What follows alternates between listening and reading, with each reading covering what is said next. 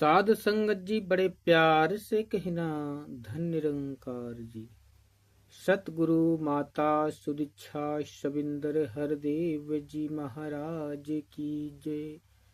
निरंकारी राज माता गुरु बचन अवतार की जय। बड़े प्यार से कहना, धन निरंकार जी। सतगुरु माता सभी संत महापुरुषों के पूरे परिवार को खुशियां देना, तन मन धन से हर प्रकार से सभी मस्त रहें, खुश रहें, सेवा सत्संग सुमरन करते हुए आप जी के चरणों में सदा दौड़ दौड़ कर सेवा करते रहें। प्यार से कहना, धन निरंकार जी। तो दार्शनिक विचार रखने जा रहा है आप जी के चरणों में। आशा है परवान करिएगा, जो भी गलती हो बख्श लेना अपने चरणों से और ढेर सारा आशीर्वाद देना प्रभु। प्यार से कहना, धन निरंकार जी। साथ संगत जी, भगवान कहाँ है? अक्सर ऐसा प्रश्न सभी के मन के अंदर उथल पुथल होता है। ये तो कन्फर्म है कि भगवान है, पर कहाँ है? मिलता क्यों नहीं, दिखता क्यों नहीं, भेंट क्यों नहीं होता, दिखाई क्यों नहीं देता? तमाम ये सवाल मन के अंदर टकराते हैं और हर कोई इस चीज को जानने की कोशिश करता है कि भगवान है कहाँ। लेकिन साथ संगत जी, थोड़ी सी अपने मन को अगर यहाँ अस्थाई करके अगर देखा जाए तो भगवान हमारे बिल्कुल करीब है। भगवान कहीं दूर नहीं है। हम क्या करते हैं कि अज्ञानता के वश होकर तीर्थ में, मंदिर में, हर जगह जहाँ जहाँ इसके साधन हमको नजर आते हैं वहाँ वहाँ हम भक्ति के रूप में इसको पाने की कोशिश करते हैं, लेकिन सफलता हाथ नहीं लगती, क्योंकि हम ढूंढ ही गलत जगह रहे थे। उदाहरण के तौर पर संत महात्मा बताते हैं, एक बार एक इंसान गंगा के किनारे एक पेड़ पर चढ़ के उस डालियों पर बैठा था। तो उस पेड़ पे डालियों पर से ही वो बार बार छलांग लगाता था, क्योंकि एक्सपर्ट था कूदने में, डूबने में, तैरने में। उस पे से डालियों पर बार बार बैठकर वो छलांग लगाता पानी में। उसके अंदर एक सोने का हार दिखाई दे रहा था। सोने का हार पानी के अंदर साफ दिखाई दे रहा था। उसको लगा कि सोने का हार मैं पा जाऊंगा तो मेरा अच्छा खासा आमदनी बन जाएगी। उसी के लालच में बार बार वो छलांग लगाता, निशाना लगाकर। और साथ संगत जी, हाथ में वो हार नहीं आता।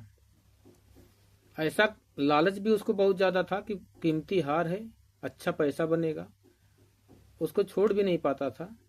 और बार बार इसी प्रयास में कई बार छलांग लगाया, लेकिन हाथ में नहीं आता। जैसे ही कूदता, हाथ मारता, हाथ में उसके हार नहीं आता। ये क्रम एक महात्मा देख रहे थे कि बार बार वो क्यों कूद रहा है, बहुत देर हो गई सुबह से शाम तक। जाके पूछा, भाई तुम बार बार एक ही जगह पर क्यों छलांग लगा रहे हो? बोला, सच बताऊं तो मैं जिस कारण से छलांग लगा रहा हूँ वो सोने का जो हार पानी में दिख रहा है उसे पाने की कोशिश कर रहा हूँ कि पा जाऊंगा तो कुछ आमदनी बन जाएगी। लेकिन जैसे ही छलांग लगाता हूँ दिखता तो है पर मिलता नहीं है। फिर सत्संग जी, संत महात्मा बड़े चेतन होते हैं। पानी में जैसे उनको दृष्टि आई कि सोने का हार दिख रहा है, उन्होंने चारों तरफ अपनी निगाहें दौड़ाया तो जिस पेड़ की डाली पर से वो कूद रहा था उसी के पेड़ के ऊपर डाली पर वो हार टंगा था, जिसकी छाया, जिसकी परछाई पानी में उतर रही थी। उस परछाई को वो पकड़ने की कोशिश कर रहा था। तो सत्संग जी, परछाई कभी पकड़ में नहीं आती, इसीलिए वो बार बार नाकाम हो जा रहा था। महात्मा ने कहा कि अब की बार तुम एक बार छलांग लगाओ, लेकिन नीचे की तरफ नहीं, ऊपर की तरफ लगाओ, क्योंकि जो हार पानी में दिख रहा है वो पानी में है नहीं, वो वास्तव में ऊपर टंगा है, पेड़ के ऊपर। जैसे उसने निगाह डाला ऊपर की तरफ, देखता है तो डाली पे वो हार पड़ा है, आराम से उसको मिल गया। ऐसे ही सत्संग जी, प्रभु परमात्मा जो है हमारे अंदर में आत्मा के रूप में विराजमान है। इसी की शक्ति शरीर में बोल रही है, चल रही है, देख रही है, सुन रही है, सब कार्य कर रही है। ब्रह्मांड को भी यही चला रही है और इससे पूरा ये ब्रह्मांड भरा हुआ है। कहीं भी कहते हैं कि खालिक के बिन खाली नहीं, सुई धरन की ठोर, पर पहचान न होने के कारण हम भटकते हैं। तो भटकना नहीं है, हमें इसकी पहचान करना है। पहले पहचान क्या लिखा है रामायण में कि बिन पग चले सुने बिन काना, कर बिन कर्म करे बिदिनाना, आनन रहित सकल रस भोगी, बिन बाणी बक्ता बड़ जोगी। ऐसा प्रभु परमात्मा का विस्तार बताया गया है। लेकिन साथ संगत जी, जब इसके शरीर नहीं है, कुछ है नहीं, तो दिखाई कैसे देगा? इसलिए साथ संगत जी, सतगुरु के चरणों में जाना पड़ता है। सतगुरु के पास इसकी आइडिया होती है, तरीका होता है, विधि होती है। वो ब्रह्म ज्ञान के जरिए इस परमपिता परमात्मा जो रमे राम कण कण में व्याप्त है, ऐसे प्रभु परमात्मा को इशारा देता है, दिशा देता है भक्ति का और दिखा देता है। हमें देर केवल सदगुरु के चरणों में पहुंचने की है कि जैसे ही हमारा समर्पण सदगुरु के चरणों में होता है, भगवान को देखने में कोई देरी नहीं है। कहते हैं फूल को मसलने में देरी हो सकती है, लेकिन भगवान को देखने में देरी नहीं, क्योंकि जैसे इशारा मिलता है कि ये देखो तेरा परमात्मा, बस नजर आ जाता है, पहचान दे देता है सदगुरु की ये देख तेरा पहचान है।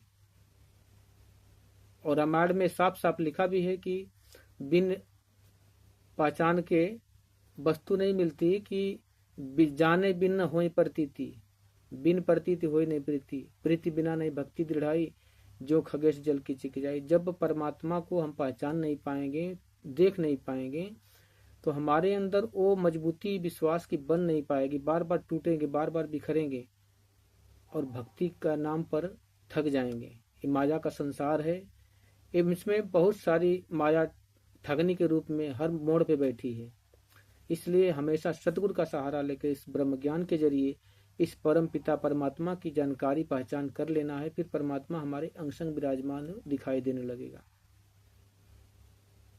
हरदेव बाड़ी में, संपूर्ण अवतार बाड़ी में भी बखान है इसका कि दूरी नहीं है प्रभु से कोई, दूरी नहीं है प्रभु से कोई, बस अज्ञान की दूरी है।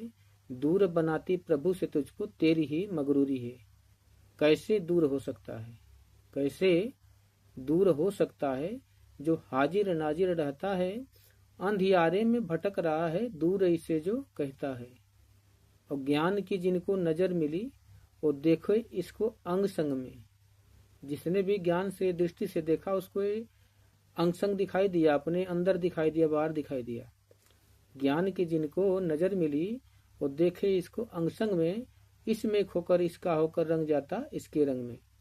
प्रभु को जो जाने हैं बंदे, बात को उनकी मान जरा, कहे अवतार कड़कड़वासी रमे राम को जान जरा। बस इतनी सी बात है, मानने आ जाए कि जो बता रहे हैं कि मैंने देखा है, उनके विश्वास करना आ जाए, उनके बात मानना आ जाए, उनके संग में जाकर देखने आ जाए। इतना ही बस करना है, बस कुछ नहीं करना, न तप करना है, न जप करना है, न ध्यान, न बयान। कहते हैं जब तप से ना जाना जाए, कर्म धर्म से कोसों दूर, कि हे अवतार मिले जब सदगुरु तब ईश्वर का दिखे नूर। इतना ही कर लेते हैं तो परमात्मा आपकी अंग संग दिखाई हर वक्त देता है। एक बार पहचान होने की देरी है, फिर ये भूल नहीं सकता कभी भी। जैसे कोई बालिका होती है, लड़की कुंवारी, जब वो उसको कहा जाता है कि तुम अपने पति का ध्यान करो, तो शादी के पहले जब वो अपने पति का चेहरा नहीं देखी होती है, तो उसको ध्यान नहीं बन पाता कि मेरा पति का स्वरूप कैसा है।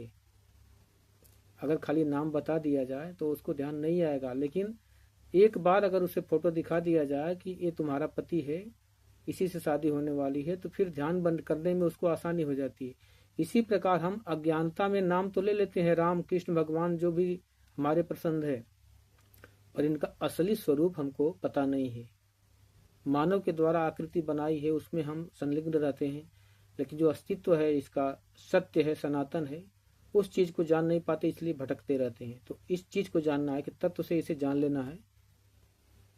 तत्व से जो जान लेता है वो तुरंत पा जाता है। तो दास अपनी वाणी को विराम देते हुए आप जी के चरणों में बार बार क्षमा याचक है, प्यार से कहना धन निरंकार जी।